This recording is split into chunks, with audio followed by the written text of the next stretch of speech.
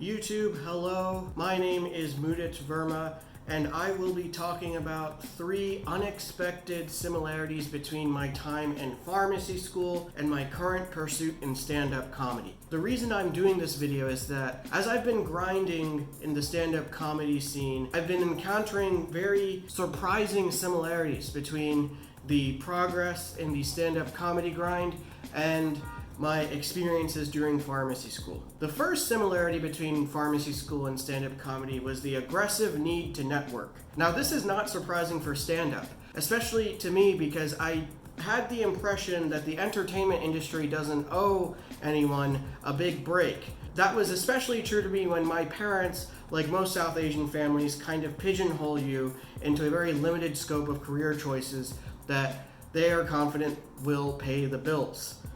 Which I gotta ask, it makes sense, but why'd you have a kid in the first place if you can't support the full scope of their hopes and dreams? Surprisingly, during pharmacy school, I encountered an aggressive need to network. The reasons are that the retail career opportunities were very scarce, or is it scarce? They were very limited in the state of Maryland and frankly all throughout the United States. Quality positions in retail settings were drying up. There weren't enough hospital positions to meet the demand of pharmacy graduates wanting to pursue them. The pharmacy school community has started a residency and fellowship trend to offset and perhaps mitigate the excess demand of graduates looking for jobs, which is a very reasonable thing to demand.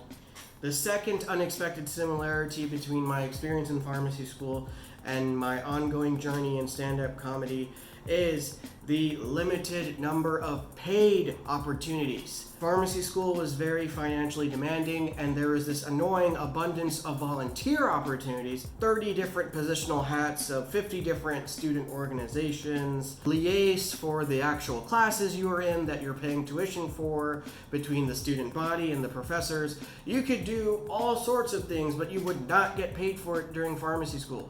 This was surprising. There are a few comics that are taken aback by not being able to get paid for stand-up comedy, but this was simply not an expectation I had. The lack of payment in stand-up comedy kind of went hand in hand with my parents' perspective on entertainment industry. Very thankless and very much related to what wealth you already have.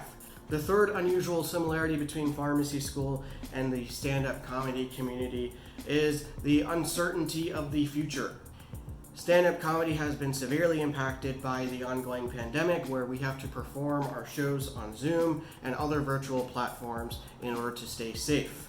Pharmacy school, because a lot of the conventional licensure jobs are being saturated, the schools struggle to find a way to employ all of their graduates. We don't know where the job market is headed. I, for one, work industry jobs from home. I work jobs that do not require a licensure. I work jobs that require an advanced degree, but not necessarily a PharmD in particular. This is surprising to me from the pharmacy school angle because a lot of my classmates were folks that were on their 3rd or 4th career. They tended to be older in age. You would think that a graduate advanced level program would have some more guarantee of finding a stable day job coming out of it, but that is not the case. Broadly speaking, I'm not surprised because the world really is falling apart, so why wouldn't pharmacies fall apart as well?